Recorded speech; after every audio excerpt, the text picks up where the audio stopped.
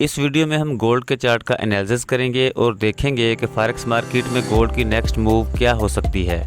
Gold को by या cell करने के लिए हमें क्या सेटअप देखने को मिल सकता है।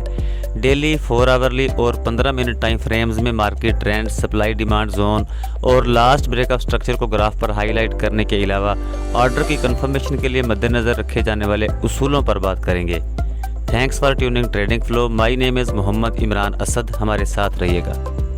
सबसे पहले हम अपने प्रीवियस एनालिसिस की बात करते हैं और न्यूज़ की वजह से ग्राफ स्ट्रक्चर के बिहेवियर पर एक नज़र डालते हैं। जैसा कि आप जानते हैं कि प्रीवियस वीक में यूएसडी की हाई इम्पैक्ट न्यूज़ थी, जिनकी वजह से गोल्ड की मार्केट काफ़ी ज़्यादा मुतासर हुई। प्रीवियस एनालिसिस में हमने 15 मिनट के टाइम फ्रेम में गोल्ड को 1965 से 1970 के जोन में रिजेक्शन की सूरत में सेल करने की बात की थी और 1956 के लेवल को एज अ टीपी टारगेट किया था। 24 जुलाई को यूएसडी की न्यूज़ फ्लैश मैन्युफैक्चरिंग पीएमआई के डेटे ने गोल्ड को 1967 के लेवल से 1953 के लेवल तक पुश किया, जिसकी वजह से हमारा ऑर्डर सक्सेसफुल रहा। इसके अलावा हमने 1 आवर टाइम फ्रेम में गोल्ड को 1968 से 1974 के जोन में वीएसए कंफर्मेशन और रिजेक्शन के बाद सेल ऑर्डर पोस्ट करने और 1950 से 1940 के लेवल को एज अ टीपी टारगेट करने की बात भी की थी। लेकिन इसके बाद 25 जुलाई शाम 7 बजे सीबी कंज्यूमर कॉन्फिडेंस का डाटा पॉजिटिव आने के बावजूद गोल्ड की मार्केट ने 1952 के लेवल से ही ऊपर उठना शुरू कर दिया और मजीद 26 जुलाई रात 11 बजे एफओएमसी की प्रेस कॉन्फ्रेंस फॉरेक्स मार्केट में गोल्ड के रेट को 1965 से 1982 तक अपसाइड को लीड करने का सबब बनी।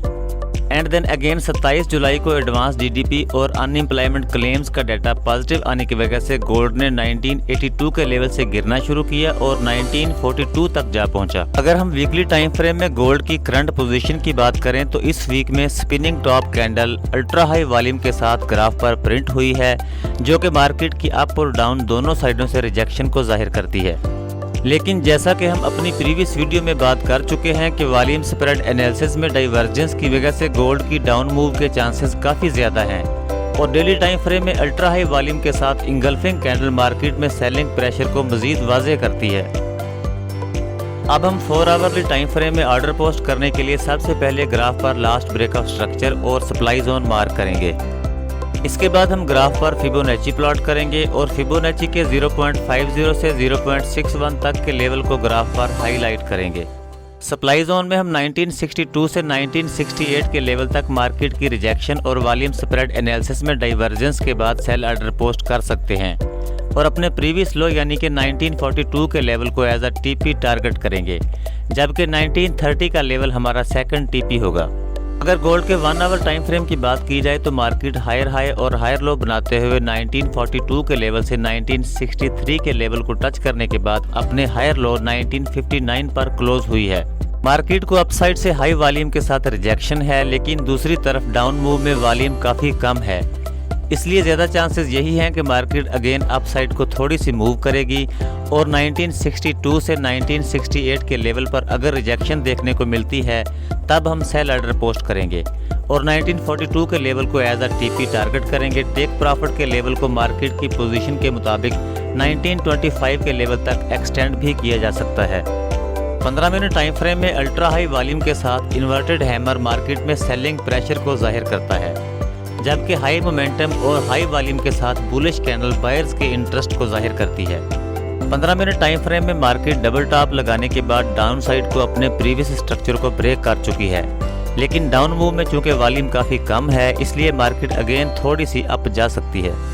तब हम 15 मिनट या 1 hour time frame supply zone में मार्केट की रिजेक्शन के बाद सेल ऑर्डर पोस्ट करेंगे और 1940 से 1930 के लेवल को एज अ टीपी टारगेट करेंगे। चूँकि डेली टाइम फ्रेम में मार्केट अपसाइड को चेंज ऑफ करैक्टर कर चुकी है, इसलिए डेली टाइम फ्रेम के मुताबिक 1940 से 1920 का लेवल हमारा डिमांड जोन है।